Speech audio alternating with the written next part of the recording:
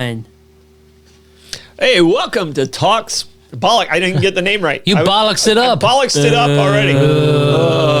Starting off, I was worried about not having people watching, and thank goodness there's not that many people watching because they know I screwed up to start off. Welcome to Bollox Talks and Tangents. It is our 7th show. Magnificent 7. Magnificent 7. And I'm telling you right now, there's some stuff out there in this show that'll blow people's minds. Yeah, genuinely blow your mind. Astonishing stuff. Yeah, I'm just some crazy stuff. I'm like, when you walked in, I told you one of the stories, and you're like, "Shut up." Yeah. You're like, "Shut up," and it's crazy. It's crazy. Like I didn't even know it was a part of our history, and it still exists. But you know what? Cheers, sir. Cheers, mate. To lucky number 7. Indeed. I'll drink to that. We have in studio with us our producer, Blake Blevins, in there pushing all the buttons, making sure everybody can hear us out there. But we got to say some thank yous first. Got to thank our sponsors. All right. Wouldn't be here without them. You get to lead off with the thank you note. All right, so I'm going to lead off with my favourite bar, Meehan's. Irish bar, right downtown. 3 extraordinary bars. Upstairs, Johnny's Oysters Bar. Out back, brilliant. And then inside for late night stuff. Yeah. There isn't a better view in town. The food is amazing. Brilliant. Brilliant food. Great right burgers. Now, their food is great. I tried the meatloaf for the first time like last month. Blew me away. It's got a daddle sauce on top of it. It's called an Irish meatloaf. Yeah. And it was just phenomenal. Yeah, food's great. Guinness is great. People are great. Go to Meehan's. Check them out. All right, 900-degree pizza and pasta. The sauce. Holy shit, that sauce is good. The sauce is so good.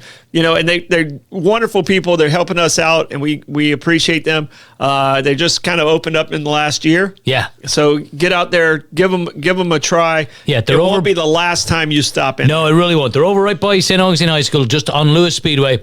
Stop in there. Guys, if you're coming out of the high school, stop in there. These guys are amazing. The pizza, it is fantastic. Right there on that strip mall. Yeah, so they're right absolutely great. Abare, Kresge and Associates, those are my guys. They keep me out of trouble.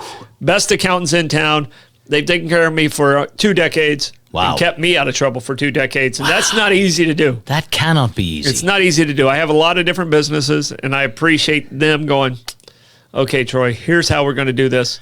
And this is going to save you the most money. I always imagine your accountants just looking weathered, beaten, old before their time. And yet, somehow they do not look that way. Well, they're brilliant people. Yeah, they're brilliant people. They've seen it all.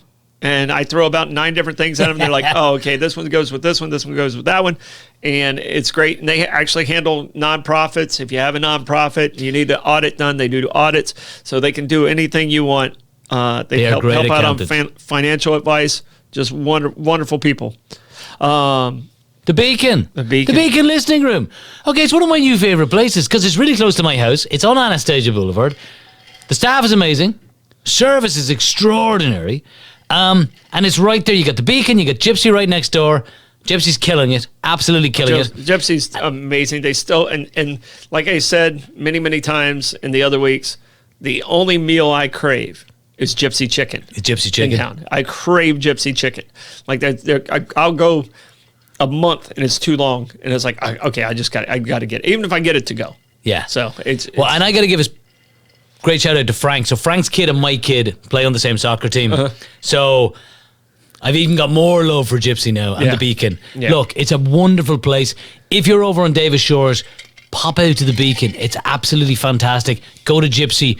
Reintroduce yourself to Gypsy if you haven't been there in a while because they are killing it with the food. And last but not least, and we might have a new sponsor soon to announce. We might. So we're hoping to announce a new sponsor soon. But this is last but not least, the St. Augustine Pirate Museum. Phenomenal experience. If you go in there, it looks like it's a small place, but they've laid it out in such a way. They have over 800 artifacts in there. Great tours. It reminds me of the TARDIS, in Doctor Who. Yeah. The TARDIS and Doctor Who. That's what the Pirate Museum reminds me of. Because from the outside it seems small, but once you get in there, it is massive. There's stuff everywhere. Every time I go there, and I go there genuinely probably 2 or 3 times a year because I love taking the kids. I love taking visitors who come from Ireland. We pop in there, then we go to Meehan's. There's always something new to see. There's always somewhere I haven't checked, haven't examined, a drawer I haven't opened. It's an incredible place. Yeah, and you can go at your own pace, and you can just enjoy as you want to enjoy. And it works for guys like me and you, without a doubt. So I genuinely fucking love the Pirate Museum. Yeah, it's a great place. Love it. All right.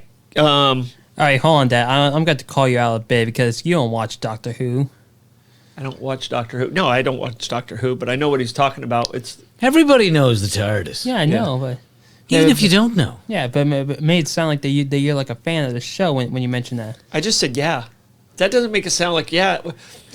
You keep producing in there, mister.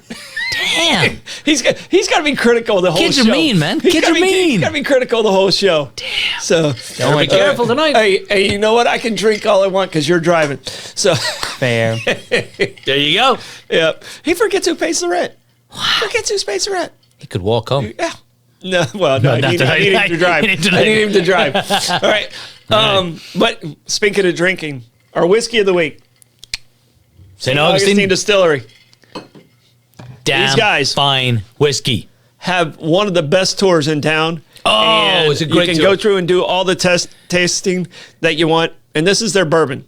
So we're doing their bourbon. And I was fortunate enough with Mike and Phil and the whole crew over there. I actually got to taste the first bourbon barrel. They gave me a little tiny medicine bottle of it. Yeah. And I still have, it's half full. So on special occasions, on our 1-year anniversary, I'll bring it in and we'll take a little sip out of the first barrel. It is a great tour. I've taken friends of mine from Ireland. I've taken family members. I've taken Julie's family members over there. It's wonderful. And if Phil is over there, a total gent of a guy. Yeah. An absolute gent. And the whiskey is good. The bourbon, all of it is good over there. Yeah, I'm happy to call them friends. And I don't know if you tried this, but and people out there, if you haven't, treat yourself and go to City Gates. Where they have a lot of different choices. They really do. And a lot of different, they have some moonshines, they have some flavored liquors, and they really do an amazing job. I talked to Will today. They're just killing it. They're killing it over there. Yeah. It's a great local business for St. Augustine that's getting worldwide recognition. Yeah, I love the fact that we have distilleries and breweries in our town. Yeah. It's quite amazing. Quite amazing. All right, we got some word origins today. Origins, phrases and origins. I'll let you go first on yours. Okay. We each have 2. So my first one is mad as a hatter. If you're mad as a hatter, my dad used to say that to people. He'd be like, Jesus, that fella, mad as a hatter. And it means what you think it means. You are completely crazy. You were away with the fairies. You were batshit. I always thought it came from the Mad Hatter from Alice in Wonderland. So did I. But it What's doesn't. it come from? The reason he's called the Mad Hatter is because it dates about a century and a half before that. Okay. And it goes to French hat makers. French hat makers, apparently, they used mercury for the hat felt. For the felt on the hat, they used mercury. So and after a while, it just eventually made them all go mad. They went absolutely bananas. Yeah, they did. Yeah. Made them crazy. See, I grew up in the land where the Stetson Hatters were. I always thought Mad as a Hatter came from Alice in Wonderland. Yeah, I did too. So there you go. So stay away from the mercury, people. Mad as a Hatter. Yeah, it makes sense. It comes from France. Yeah, it does. Yeah, so makes sense. All right. So mine is bite the bullet. It's time to bite the bullet. Bite the bullet. It basically just means suck it up and go. Yeah. All right. You know what? Yeah, deal with it. We're gonna get through. Just bite the bullet and go. All right. And where that came from is it's a wartime. It's a military statement. Okay. And it's before there was anesthesia. You would have to if they're cutting off your leg. They would shove like a bullet or a stick or something in your mouth so you could bite down on it really hard. And then they could cut off your leg. Right. Obviously, once you're biting on a bullet, you wouldn't feel the pain of somebody cutting off your leg. Instead of, that's right. Obviously, it goes away immediately when you bite the bullet. Yeah. Completely. I'm really happy medical procedures have advanced. Yes. Yeah. Anesthesia. Yeah. Good thing. It's a wonderful, wonderful thing. Indeed. All right. Here's. I'll give you a quick anesthesia story. Okay, go on. I'm going off on a tangent. Go on. I'm slapping down my tangent card. So when I had my vasectomy, all right? So glad. I had my vasectomy. This is the tangent. Troy's vasectomy. We're going straight to talking about my balls. All right. So when I had my vasectomy, I turned in my insurance and stuff like that, and they denied my anesthesia for my vasectomy. And I was like, that was an angry person who did that. It was a jaded woman or man against another man. It was like, no, screw it. You don't need it. Wow. So, but I called, argued, and they reinstated and they paid for it eventually. I was like, really? You want me to do this without anesthesia? All right, Mr. Blevins, just lob them up there. You'll be fine. Wow. Here's your bullet. Bite on that, fucker. Here's your bullet. We're not going to pay for anesthesia, but we paid for the bullet. Clearly. Yeah. So bite the bullet. Damn. So. Well, of course, if I may riff off that, after the vasectomy, you'd be firing blanks anyway. Yeah, so. this is true. All right. Sound effects, man. You get that one? No. Okay. All right. So the next word origin. People used to say this to me. I lived out in the Panhandle for several years, and I was living in southern Mississippi for a while. And people would say, I would say, I'll see you next day, and guys would say back to me, "The good Lord willing, and the creek don't rise." Yeah, it's every. I think every Southern family has that. I think so. So I was trying to figure out where it came from. Now I've heard several different stories. Okay. One of the stories is there's a claim that it was a radio sign-off from a guy in the 1930s called Bradley Kincaid. Fucking great name. And that was his radio sign-off, good Lord willing, the creek don't rise, meaning the river doesn't rise. And while I like that, I prefer the more apocryphal version of the story. Was the radio station near the river? I don't know. Oh, yeah. But I like the apocryphal version. There's a version that goes back to the late 18th century. Okay. To the time of the Continental Congress. All right. Right? And there was a fella called Colonel Benjamin Hartley or something like that. Gotcha. Harris Hartley, something like that. And apparently he was out with the Creek Indians and was being called back to the Continental Congress.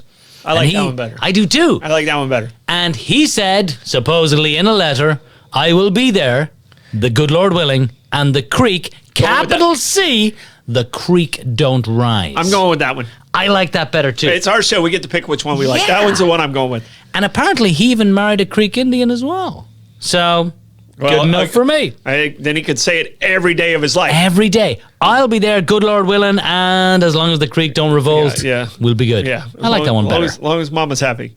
Yeah. So, all right. My final one is turn a blind eye.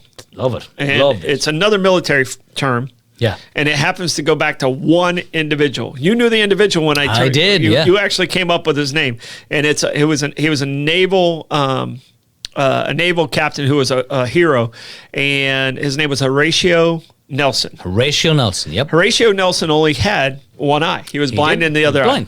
He was blind in the other eye.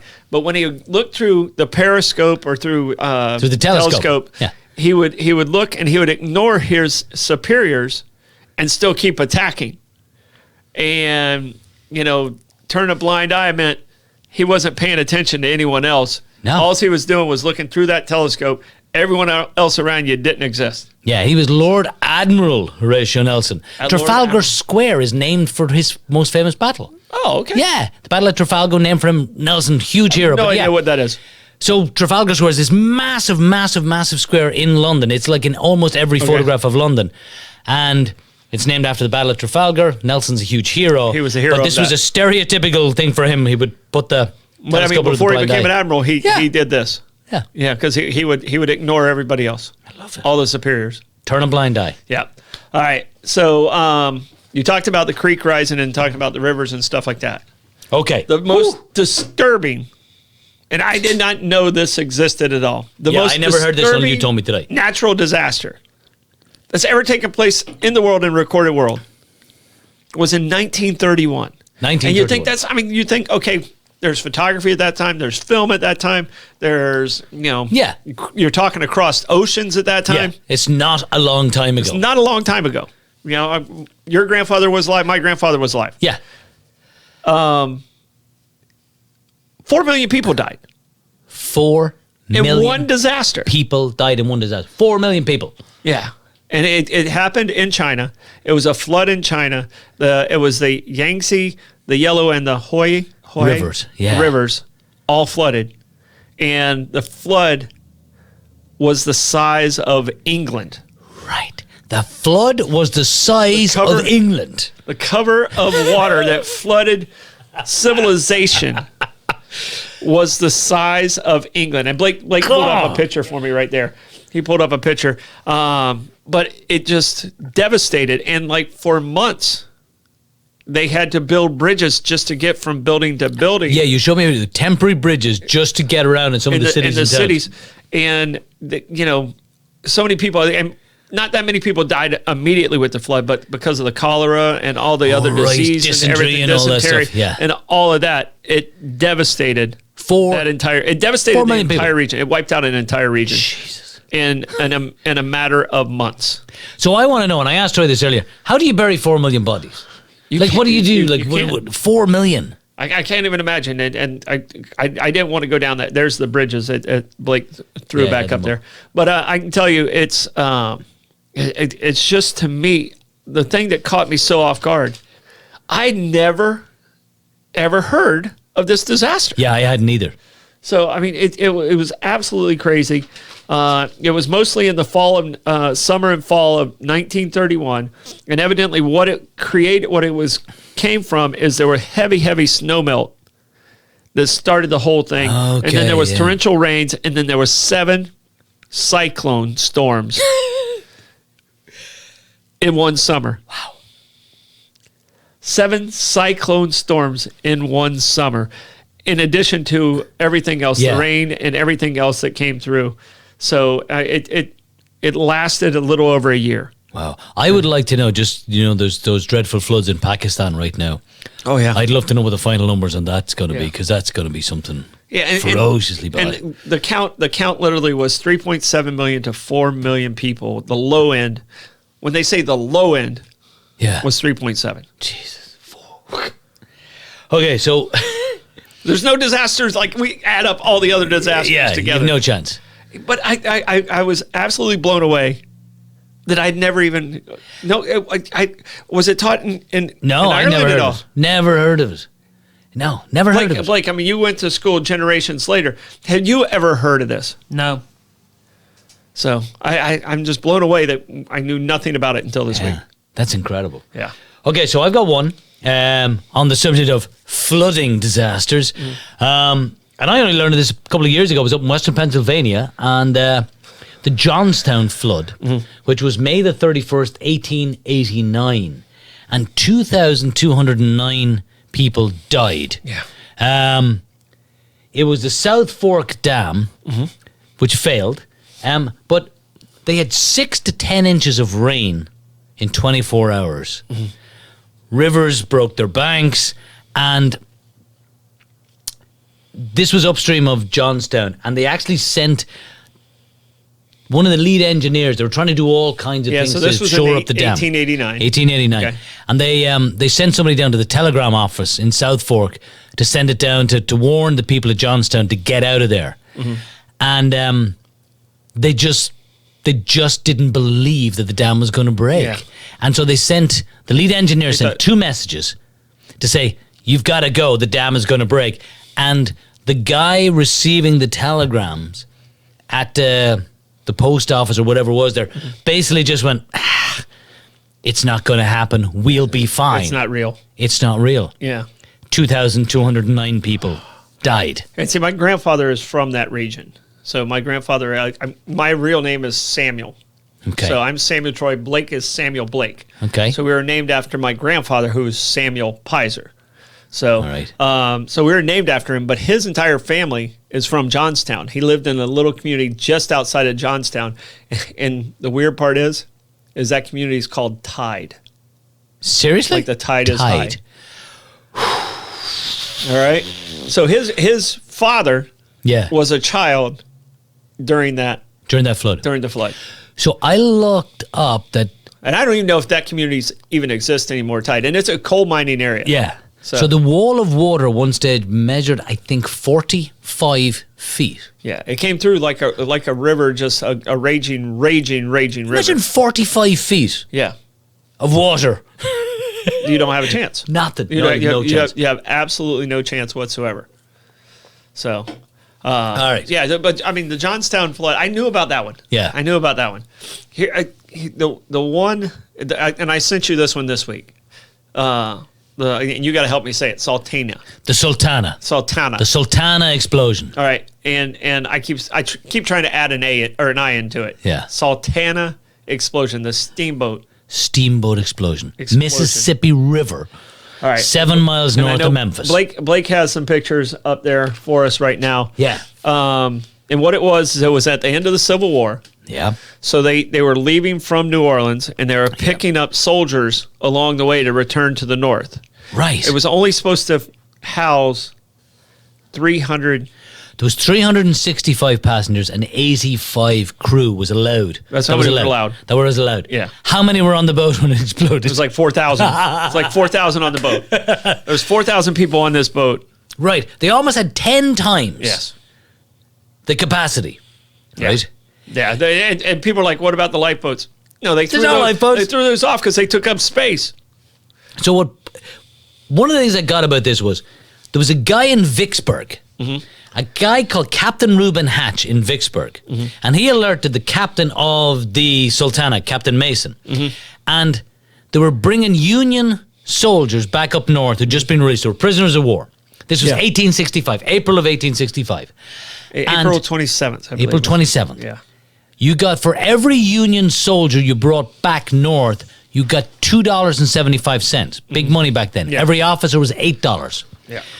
So the guy Reuben Hatch from Vicksburg and Captain Mason made a deal to pack the boat, and then they were going to split the profits and split the kickback of all the money. Yeah. And so they put somewhere between 3,800 and 4,000 people on a boat Yes. that had a capacity of about 450.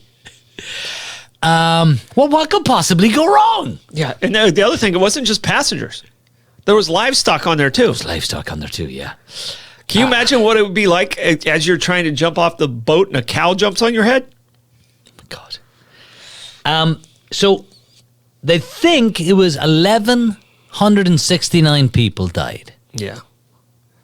Well, they said it was as low as 1,100, Yeah. and it could have been as many as 1,800. Right, because not sure of who was on the boat. Yeah. Not sure of what happened, but a lot of the bodies never found. There wasn't documentation, and it happened 9 miles north of Memphis. Is the way I understood it. Like just I think it was Arkansas Tennessee line right there is where it happened, and it's another one of those stories you hear about, and we're going to talk about the other two shipwrecks. Yeah, but I don't understand why this isn't taught in American history. But because of the time frame it took place, and that's why there was a bigger story. There were two bigger stories. Yeah. Well, the end of the war. Right. The end of the war, and then Lincoln assassination. Lincoln is assassinated, and it happened so far west. Yeah. Word didn't get back for months. Yeah. Of what had happened. The strangest story within the story to me was every man who fought for the state of Michigan for the Union perished.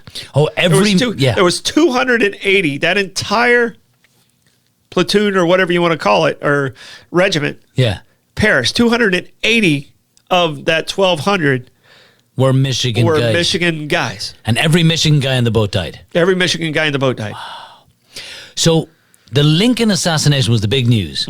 And the guys on the boat, actually, as they were leaving New Orleans, everywhere they stopped, they were telling people about the Lincoln assassination. But this, you're right, this took months to actually break into the news because Robert E. Lee had surrendered on April the 9th. Is that right? Yeah, it was like 3 weeks, right? 2 or 3 weeks earlier. Which for us today, 2 or 3 weeks earlier seems like a long, it's a long time. A long time. But we live in the 24-hour news cycle. Back then, it took forever for news to spread. And then, of course, Lincoln is assassinated and he takes a couple of days to die.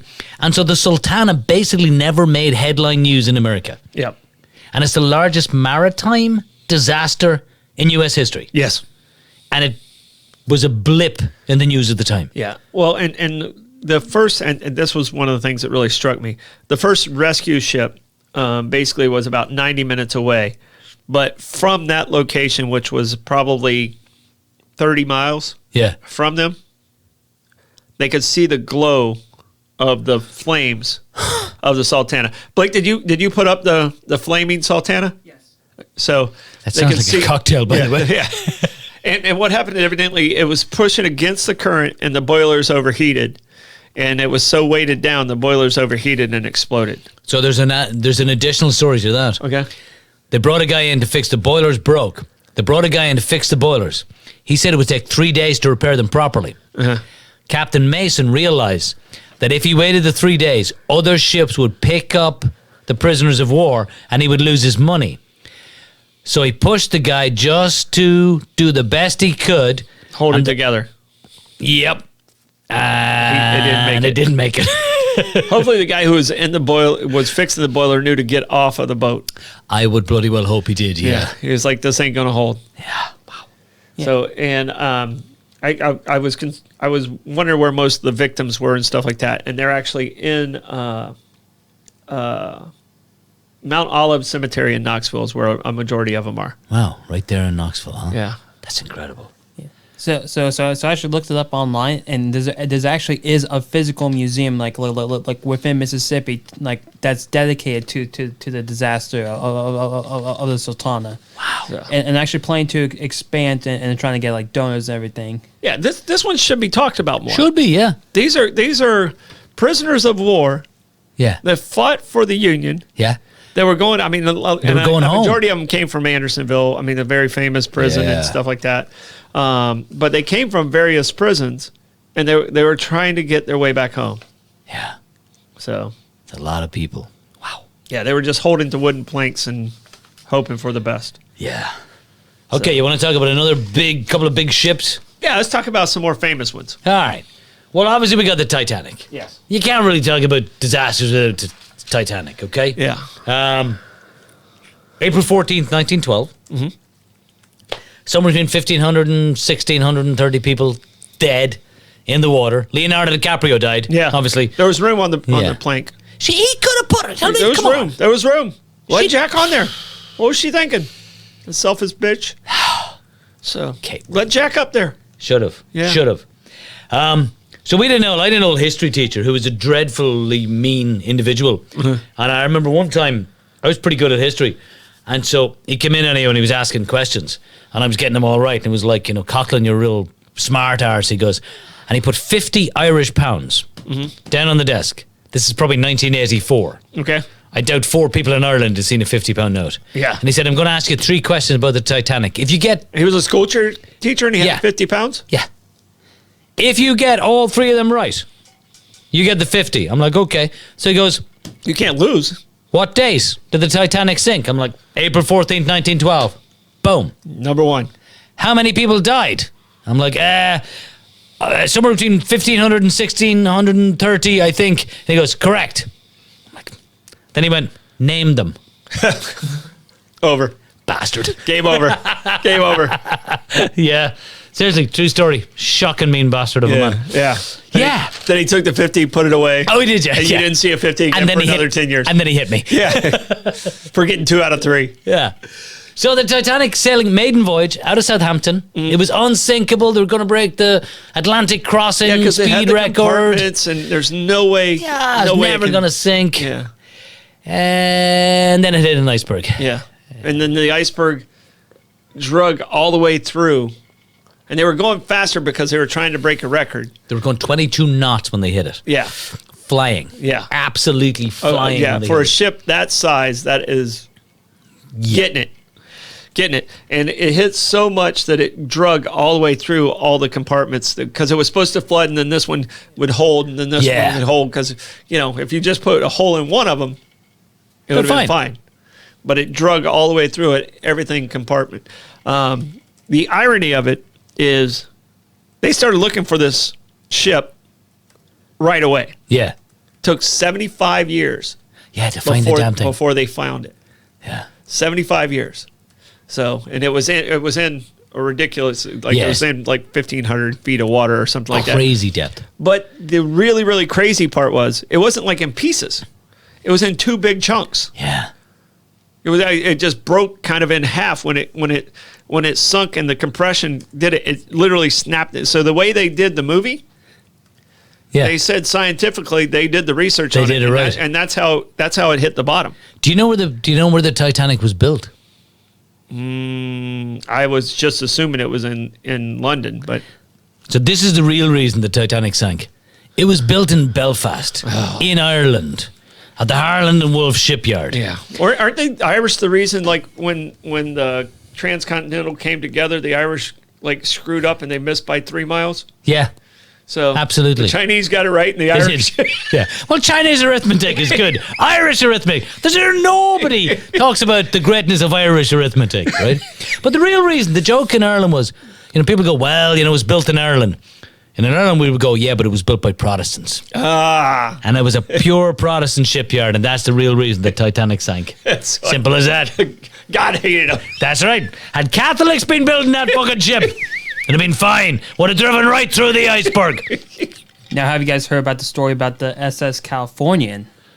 No, what's that? So basically, there's a theory out there that there's a ship out there called the SS Californian that actually warned the Titanic about the icebergs out there in the ocean. So they radioed to them and said, "Hey, these icebergs are out here where they shouldn't be." Yeah. Oh wow. So my favorite one, my eldest son pointed this one out to me. There was a guy called Davy Blair Okay. who was connected to the Titanic, and he was reassigned by the White Star shipping company that owned the Titanic the day before it sailed. Actually wrote to his wife expressing his disappointment that he was put on a different ship. But Davy Blair took with him the key to the storage locker on the Crow's Nest, which meant that the guys at the Crow's Nest lookout didn't have any binoculars because he had the key. He locked the key. He didn't have the key. Yeah, and they reckon one of the things they found out at the tribunal afterwards was that had the boys in the Crow's Nest had binoculars, They might have seen it. they would have seen it earlier and would have missed it. Wow. I know, it's one of those He's gotta like. live with that guilt. Well, I'm sure he's probably thinking, "Thank fuck I wasn't on the boat." Oh, yeah, that too. All right. And probably like his wife probably thought he was on the boat and got the news about that before he could tell him that he didn't make the boat. Yeah, for sure. Yeah. And I have a friend who had a very similar story. He missed he missed an airplane, and the airplane went down. They released the passenger's roll on the airplane.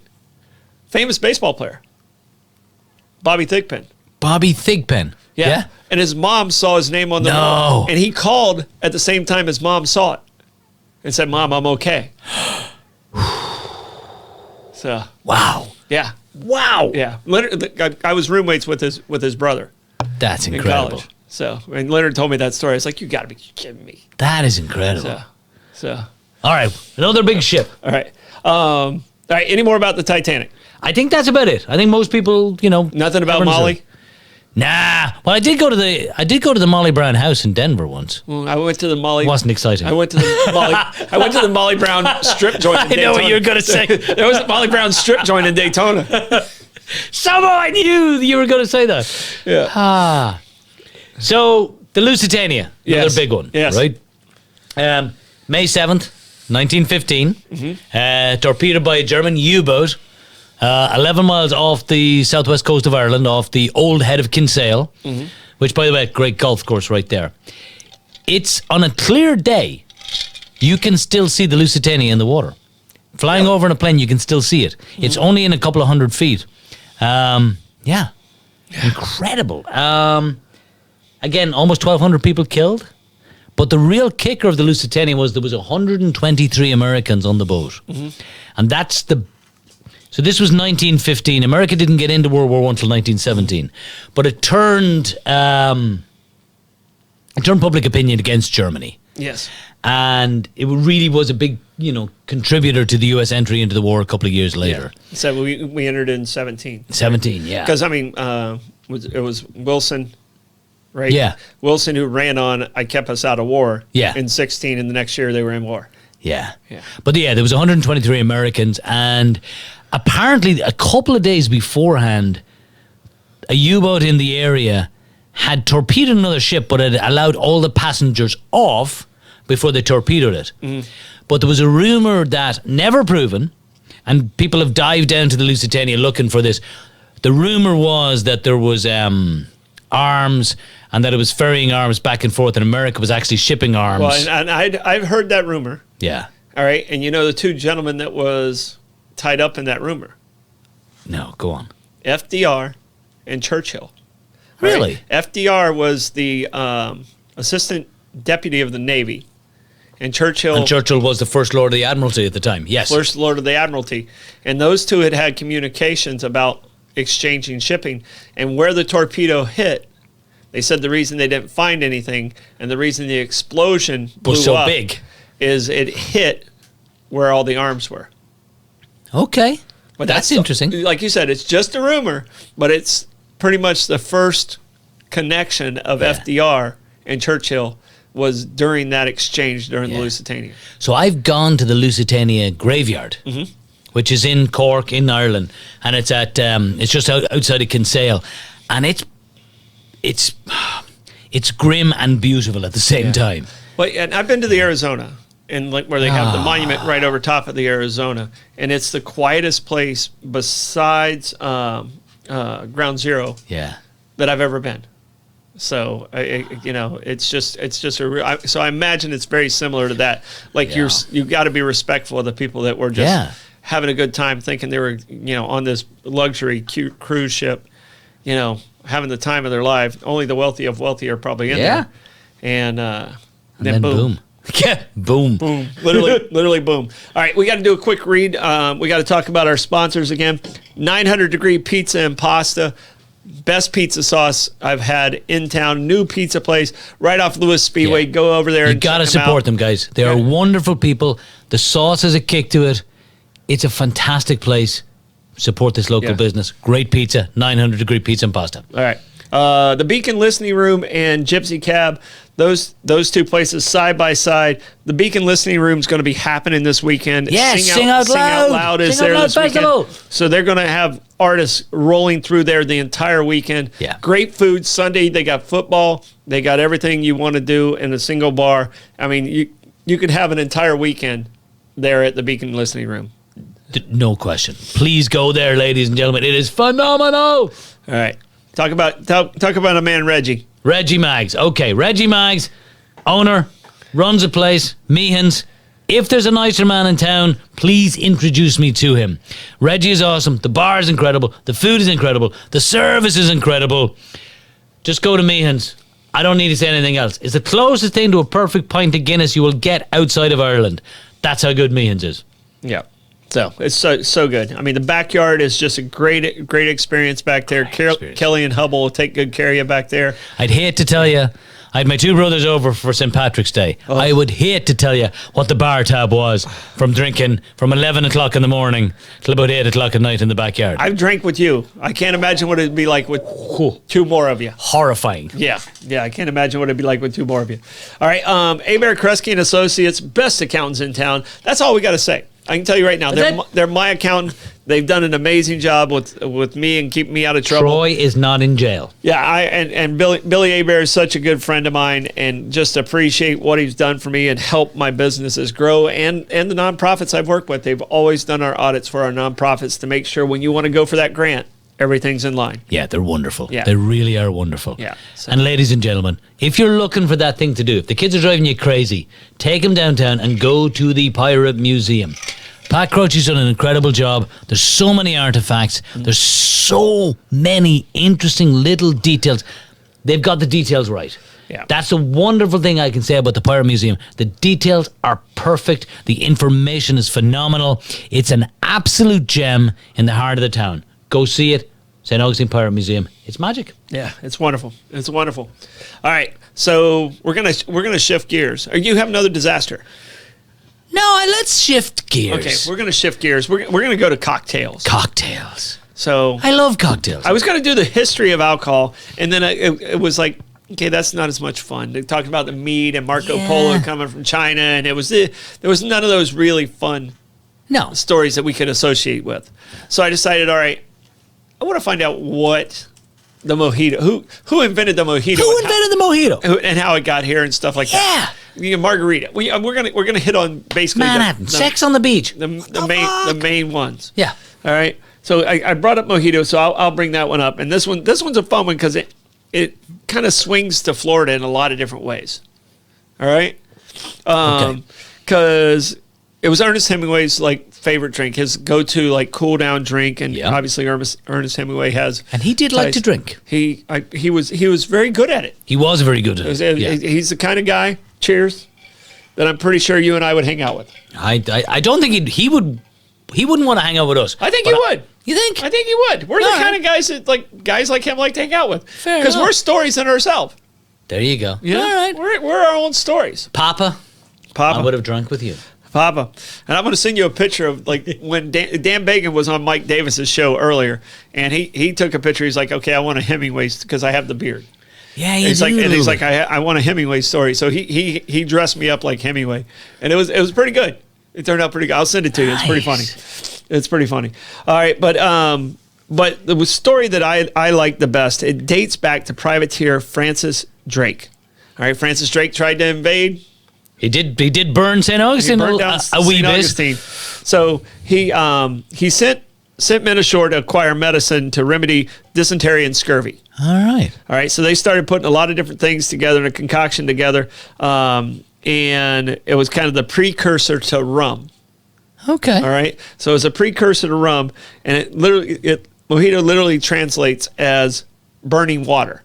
Burning water. So it's alcohol, but it was mostly made with lime, sugar cane, juice, mint, and basically fermented fruit and different things like that. Yeah. And that's how the mojito. That's the story I'm going with. I like that, Francis Drake. That's good enough for me. Mojito starts as a medicine for scurvy. There you go. So, I mean, you know what grog is, and that was Admiral Grog or whatever it was. He would throw fruit in to make to water down the liquor. Yeah. And then somehow they started realizing it helped with scurvy. Right. Suddenly the lads' teeth weren't falling out. They were falling out. They weren't throwing up everywhere. Yeah. And that's how, grog came to be grog. I like that. Because of the captain's name. So, but I like the mojito. Because we can tie it back into St. Augustine because of Francis Drake. Yeah. So one of the ones I came across was the Mai Tai. Now, I didn't look that one up. I'm not a huge fan of the Mai Tai, but there's a couple of parts I loved about it. One, Richard Nixon loved Mai Tais. Okay. And I have an image of Nixon. The Quaker? The Quaker. Knocking back Mai Tais is just absurd to me. Yeah. But it was invented 1944 by a fella called Victor Bergeron in Oakland, California. Okay. And you all know who this is. He's Trader Vic.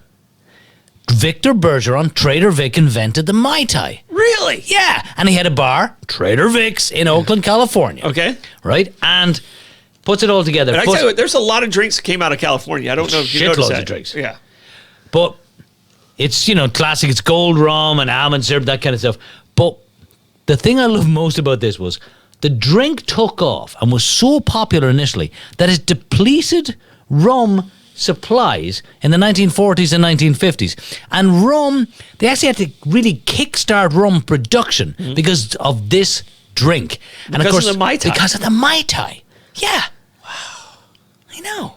That's kind of amazing, right? Yeah. That is nuts. So, Trader Vic and Nixon. That is crazy.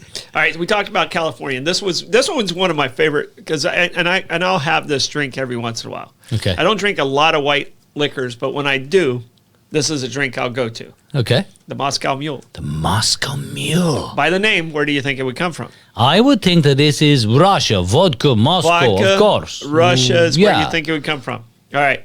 So, 1941.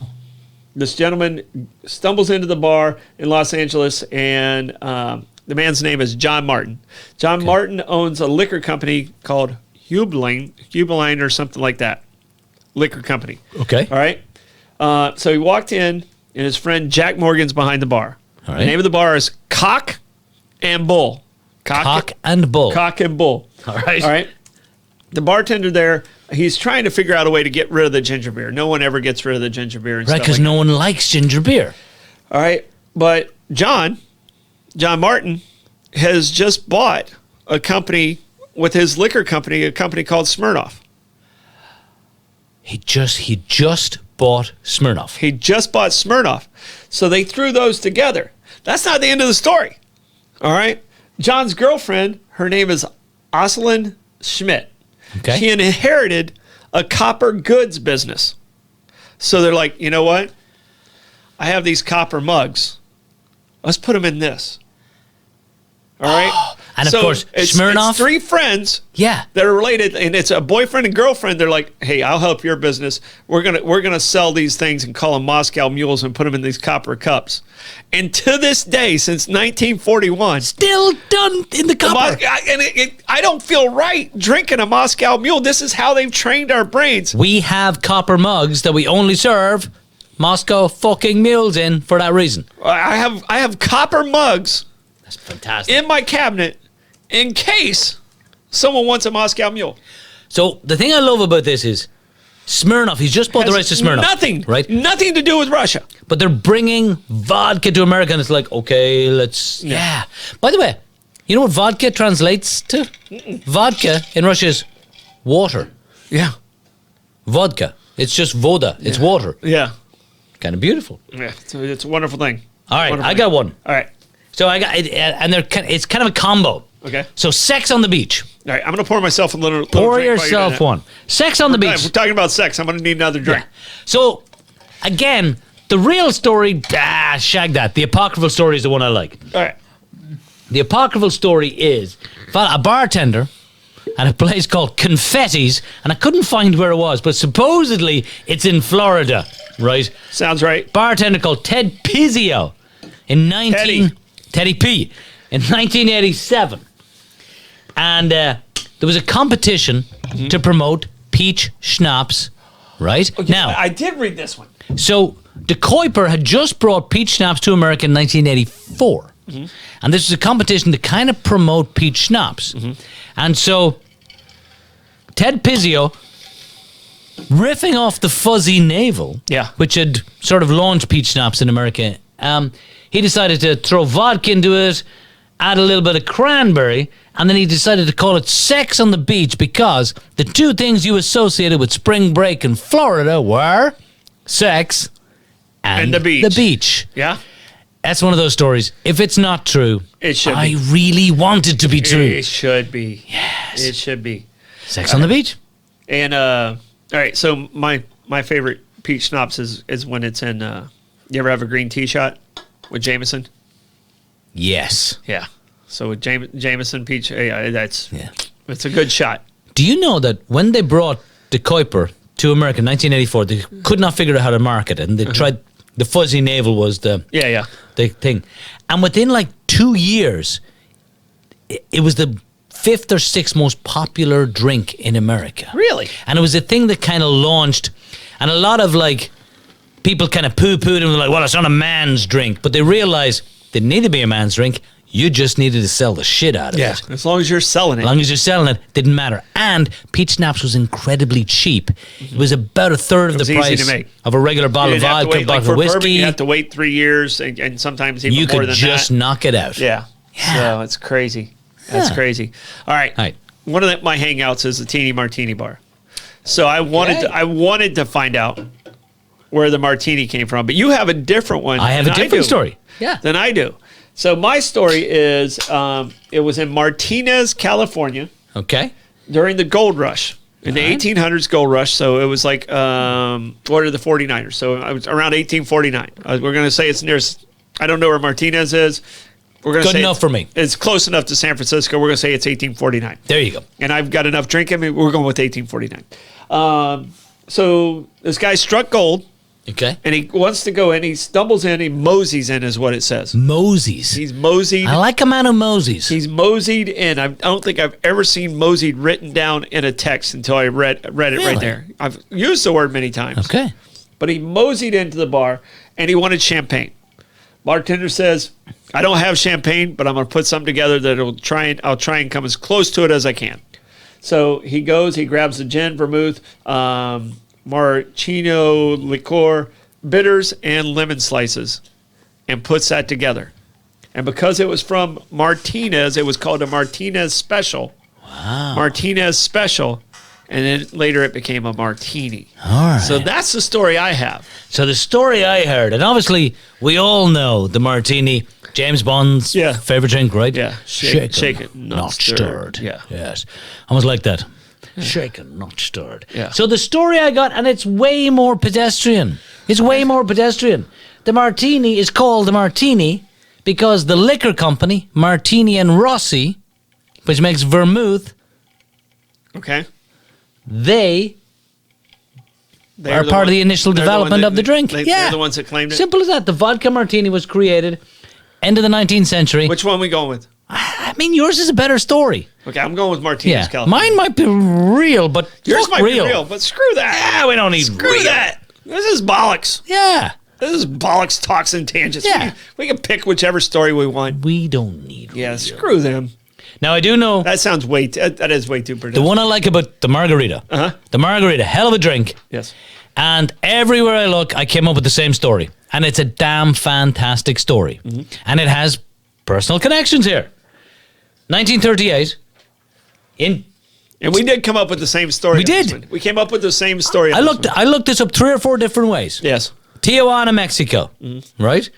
By the way, have you ever been to Tijuana? I have not. Holy mother of wow! Yeah. I have not. Yeah, I'm allergic to tequila. Okay. So You're allergic to tequila? I'm allergic to tequila. Supposedly the Makes this margarita. story great. Yeah. Supposedly the margarita was named after a woman called Marjorie King. And a bartender made her this drink because she was allergic to every kind of liquor Except tequila. tequila. And the only liquor I'm allergic to is Tequila. exactly. I have to have Benadryl with me when I go to like a craft bar or something like that, because if they put it in the shaker, I have cross contamination, and I look like Barney. My lips will swell. I turn super bright red, and it's not a pretty sight. You have a purplish hue. Oh, it's You look like Veruca Salt from. It looks like I should be singing. I love you. No, it's that bad. I turn into Barney. It's not pretty at all. I turn into an ugly Muppet. How about that? I really.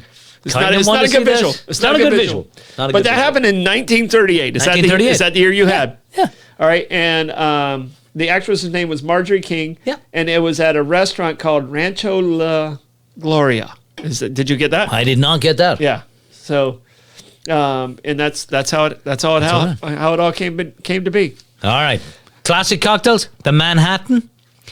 This one is pretty straightforward. Yes. From the Manhattan Club in New York, early 1870s, the drink was prepared for Winston Churchill's mother, which is the part I like about it. Mom. Special drink for Mrs. Churchill, Winnie's mom. I'm sure it's Mrs. Churchill. I would think so. Yes. I'd be more scandalous if it wasn't. Yeah. Manhattan cocktail, specially created at a party at the Manhattan Club for Churchill's mom. Manhattan Club. Yeah. And they're like, it would be like walking into Oddbirds today and say, "Here's what I like, make me something," and then it becomes a drink. Yeah. So kind of fantastic. Yeah. All right, you got another one all right, for me? I have 2 more. Go on. I have 2 more because I'm going to do the first one because we have conflicting stories on the last one. All right. All right, and we got about I got a few 6 minutes. We got about 6 minutes to go. All right. The first one that I have is a drink that was created in the Persian Gulf. Okay. All right. It was created on oil rigs. Oh, I know the drink you're talking about. You know what now. we're talking about, right? Yes. It's probably one of the most commonly ordered drinks, or at least it used to be. It used to be all the time. It used to be. This is what, like, my dad didn't drink much. Yeah. Like, I probably drank more this month than my dad did in his lifetime. Yeah. So, but when he did, he would do it. He would order this drink, and kind of hold it in his hand. And I remember him ordering this drink. And it's a screwdriver. Screwdriver. All right? Yeah. And how the screwdriver came to be is they were taking the vodka and then they put their orange juice in the vodka. And they were doing this at breakfast time, by the way. I don't know if that came out in your story on that. Yeah. But they were doing it at breakfast time when they got their orange juice. They had splashed some vodka in there, because, the orange juice wasn't always the freshest out there on the oil rigs. Yeah, and you don't want to get sick. Yeah. So what they would do, and the reason it's called a screwdriver, is they put their vodka in, and when they poured their vodka into their orange juice, they didn't have anything else to mix it up with. They would take their screwdriver and stir the drink. Yeah. And then that's how it became a screwdriver. And it was in the Persian Gulf is where it came to be. All right, I have a story I'd forgotten about completely, but now that you tell that, the Harvey Wallbanger. You've heard of the Harvey Wallbanger? I know the Harvey Wallbanger. I don't think I've ever ordered one. I don't even know what's in a Harvey Wallbanger. There's only one person I know who's ever ordered a Harvey Wallbanger. Ever. And his name is Jose. And Jose lives here in St. Augustine. Okay. Jose used to be my brother-in-law. Okay. He's no longer my brother-in-law. That's a different story. Yeah. Jose, when he was Different show altogether. Different show altogether. When he was in high school at St. Augustine High School, Jose and a buddy of his decided that they were going to go to the new hot place in town. This is the 1980s. They were going to go to Scarlett O'Hara's. Woo! And they were going to get some drinks. And they were 17 at the time. And they decided that they were going the to... drinking age probably was 18. No, it was 21. It was 21. No, it was 18 or 19. All right. Because when I was coming through, it shifted every time. I missed it every year. Every year? So when I was 18, it was 19, and right before I turned 19, it went to 21. Wow. So I missed it like by months every time. So Joe and his buddy decided that they were going to dress up. They're going to wear suits to look like businessmen. Mm-hmm. They were going to go to Scarlett O'Hara's, and the only drink they could think of, they'd seen it on TV or something, was a Harvey Wallbanger. Mm-hmm. So Jose and his friend, 16 or 17, they went to Scarlett O'Hara's in suits, sat at the bar and ordered 2 Harvey Wallbangers, please. Mm-hmm. And a Harvey Wallbanger is a screwdriver with Galliano. You know the bottle that looks like a fucking baseball bat? Yeah. That was behind every bar in America. That no one ever opened. No one ever opened. Yeah. That's in the Harvey Wallbanger. And that was Jose. Mm-hmm. The only person probably who ever ordered one in the history of St. Augustine. What's the one drink you cannot drink right now because you drank too much of it, you got sick, and it just smells like ass to you? Southern Comfort. Southern Comfort. Southern Comfort. Yeah. Ah. So you still can't... No, if I smell it, I could puke. I can tell you right now, mine is... I can't stand gin. Okay. And the reason I can't stand gin, I was probably 16 or 17 years old. And I heard of this drink called a Purple Passion. I think that's what it was called. But it's grape juice and gin. Oh, God, no. All right. It was okay going down. I'm in pain thinking about what that could do to a man. It was okay going down. But I'm telling you, the violentness of this coming out, The Exorcist has nothing on this night of experience. All right? And I want you to think of the color coming back. You've got a weird thing about purple, right? Purple's not my color. Purple is not your color. I'm sorry, Barbara. Barbara loves purple, and I think she's watching tonight. But purple is not for me. No, it is not. All right, we got one more, and then we got to wrap it up because we only have like 2 minutes left. All right? All right. All right, this drink will mess you up more than any more than any drink I can think of. All right? And that's a Long Island iced tea. All right? Yeah. So I want you to give your story, and then I'm going to give my story. Okay, so of where it came, because you got both stories. I got both stories. I only got the one. So the story I heard was the Long Island iced tea comes from Prohibition times, 1920s, in Kentucky, and they were selling it and drinking it because, of course, it looked like regular iced tea. Yeah. The recipe I got, similar to the one we use today, but it had whiskey. Obviously, it didn't have one or two things, but whiskey. I don't know if this is true or not. Mm-hmm. But from Kentucky, Long Island iced tea. Doesn't sound, it's an apocryphal story, but okay. It doesn't sound right at all. And here's the story I have. All right, and I'll read it. Yeah. I like directly. this story. I like this version. Long Island iced tea is a potent, sweet drink made with vodka, tequila, rum, gin, triple sec, sour mix, a splash of cola. All right.